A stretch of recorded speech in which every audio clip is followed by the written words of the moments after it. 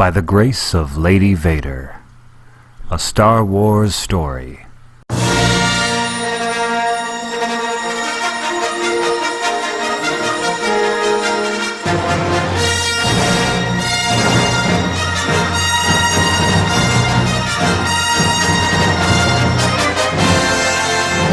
By Alderaan 21, ami-padme, and FernWithy. Narrated by Bobby John Ford. Prologue. The shot seemed to come from the sun, knocking Vader's TIE fighter into an uncontrolled spin away from the slight gravity around the Death Star. His wingman's fighter exploded against the side of the trench. "What?"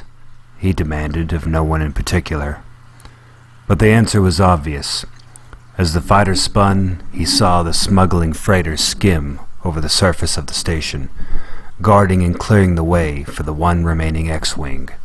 The X-Wing piloted by someone who called out to Vader's force sense like a clarion, or a warning alarm. "My death begins today." The thought did not trouble him. In fact, it seemed something of a relief.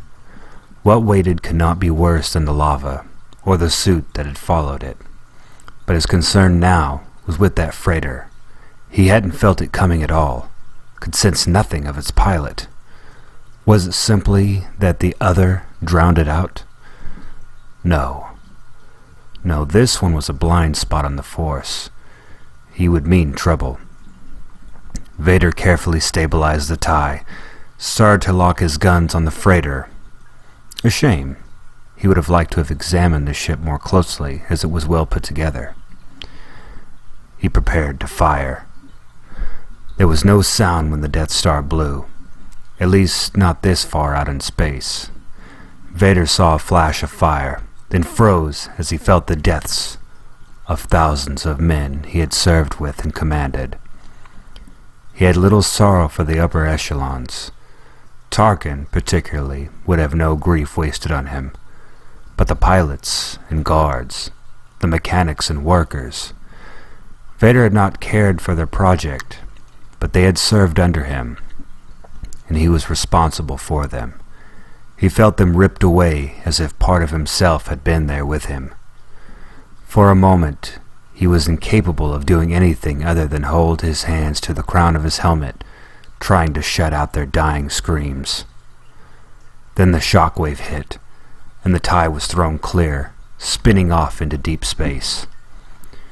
He restabilized by instinct before realizing that it was pointless. This TIE was specially designed and can handle somewhat great distances, but he was far from any Imperial base, and he somehow doubted the rebels would take kindly to a landing on Yavin 4. And he sensed that he couldn't hide himself, not for long, not with the other, the one who called, anywhere nearby. He was dead. This time the thought brought no relief. He would die, alone, in the cold of space, with no one to even notice his absence. A fitting punishment, perhaps, but unacceptable nonetheless. If he were to die in anonymity, he would at least be warm. He adjusted the navigational controls and set course for Yavin's sun. The son of the suns, he thought, would return home to die. A light flashed on his communications board. He almost didn't answer it, too focused on deciding how to die. But some other sense. He leaned down and touched the speaker curiously. "Vader," he said. Silence. Then slow surprise. "My lord?" "Yes. We've lost contact with the Death Star." "The Death Star was destroyed by the rebel force on Yavin." More silence. Longer. Finally the stranger said, "My lord, this is a grievous blow." Vader had had enough of the conversation. "Identify yourself, your vessel, and your location. I'm sorry, sir. I am Captain Riotti, of Prison Camp 1A. We were moving several prisoners to the Death Star, under Governor Tarkin's orders, as a shield against rebel attacks. The fury rose in Vader. Even dead, Tarkin made his mind burn with it. Foolish, dishonorable, dangerous. His thoughts stopped abruptly. Captain Riotti. Yes? Please repeat your station. Prison Camp 1A, my lord. Previously located on Naboo. The name of the world was enough to send his blood coursing through what was left of his body. Naboo. Her world. And Palpatine had a prison camp there. A prison camp whose existence Vader had been kept ignorant of. He no longer imagined the impossible, that she would suddenly appear again, miraculously risen from the ashes of her funeral fire, whole and beautiful. But it was an interesting puzzle. Interesting enough, perhaps, to delay his death. What is your current location, Captain Riotti?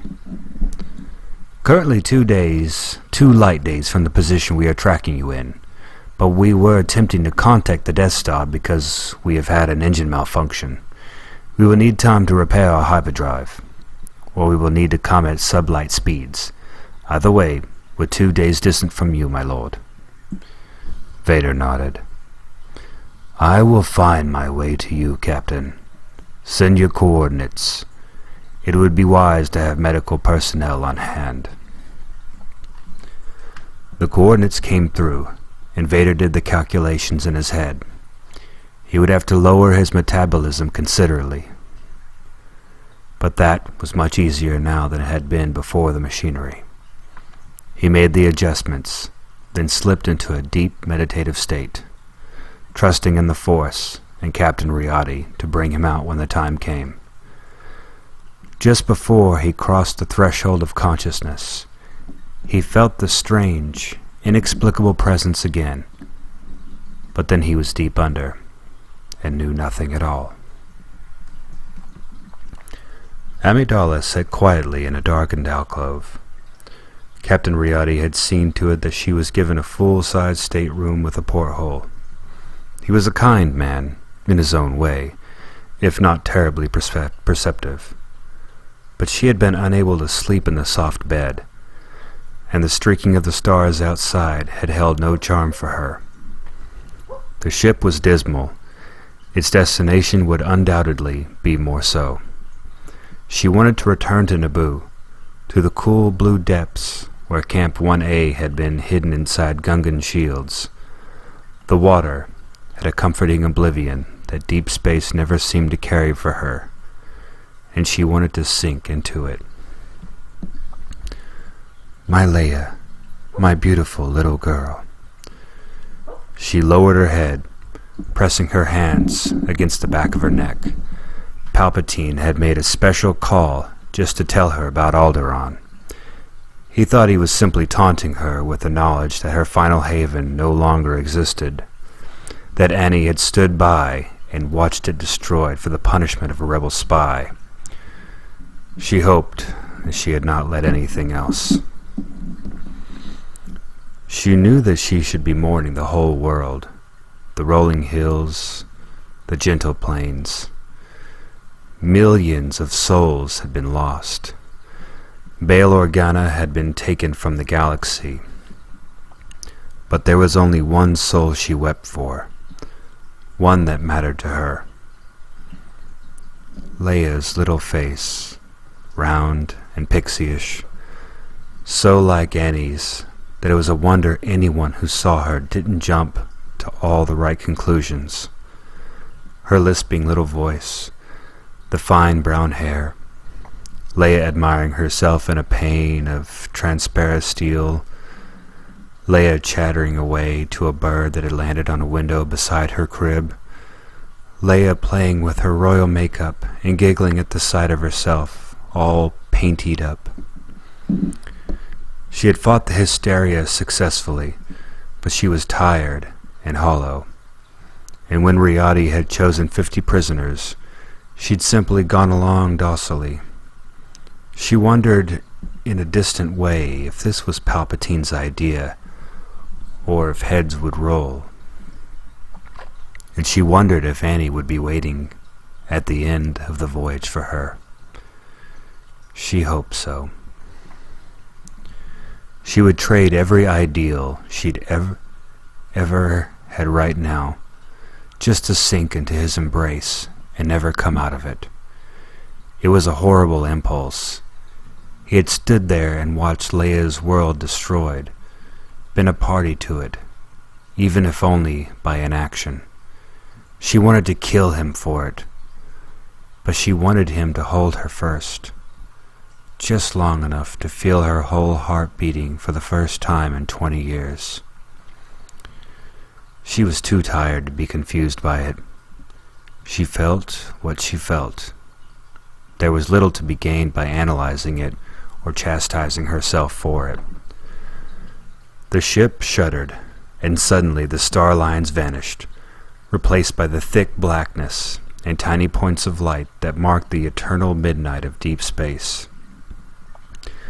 She felt a vague stirring of puzzlement, maybe even full-fledged curiosity. There had been no effort to organize the prisoners, so they were not approaching their destination. They had simply stopped. A strange tickling sensation crept across Amidala's arms, making the tiny hairs stand on end. She could feel it in her scalp as well. It was like walking through thunderstorm just before the lightning began. She could even almost smell the ozone. "Annie?" she whispered. No one answered. For the next 4 hours, no one came to her, but her mind was gradually beginning to reassert itself. There was a question to answer, a problem to solve, and she responded to it as naturally as she would respond to a treatment for an illness. She came to the conclusion that they had engine troubles, but that didn't explain all the clacking armor on the floor outside. Stormtroopers were mobilized, and there was a great deal of shouting. A battle had been lost. The station Palpatine had bragged to her about, the one that had destroyed Alderaan, the one the prisoners were being brought to shield, it had been destroyed in turn. She didn't know this with absolute certainty, but it made the most sense. A moment's fierce joy rose up in her, and she quashed it. She didn't want to feel joy so close to Leia's death, especially since Annie had been on that station as well. That sobered her. Had she lost them both? Was Luke still out there someplace? She let the last possibility soothe her as much as it could. Luke, safe on Tatooine, probably bored but certainly protected with Owen and Beru. She pictured him as well as she could. Annie's hair and eyes, her own face. Maybe he would be small as she was. She went to the bed and tried to dream it, but succeeding only in bringing back her last moments with Leia. It was still a kind dream, and she didn't know that she had slept for nearly 30 hours until Captain Riadi was standing beside her, clearing his throat loudly. No Imperial officer would have dared touch Lady Vader. Amidala could at least take comfort in that knowledge, though the extreme aloofness made her feel lonely. When she opened her eyes, noting the time and date in a surprised second, she saw Riadi silhouetted against the porthole. "My lady," he said, "I think you should come with me." She followed him out into the corridor, quiet during sleep hours, and into the infirmary. In the middle, a temporary oxygen tent had been set up. Droids worked inside of it, creating an effective wall. "We retrieved his TIE fighter this morning," Riadi said. "He'd put himself in some kind of stasis for a long voyage without proper life support. and we're reviving him. I thought you might like to be here." Amidala almost asked, "Who?" But that would have been absurd. The question was, who else? The walls of the oxygen tent collapsed, and the droids parted to begin the cleanup. There in the middle of the circle they'd left was Annie, or whatever Annie was hiding behind. Amidala felt her hand rise to her lips, heard herself gasp. He was encased head to toe in some kind of mechanical armor, and his head was covered with a grotesque mask that looked like a skull. The soft sound of the respirator that kept him alive filled the small room. For a long moment, they simply stared at one another. Then, in a burst of courage and desperation, she ran to him.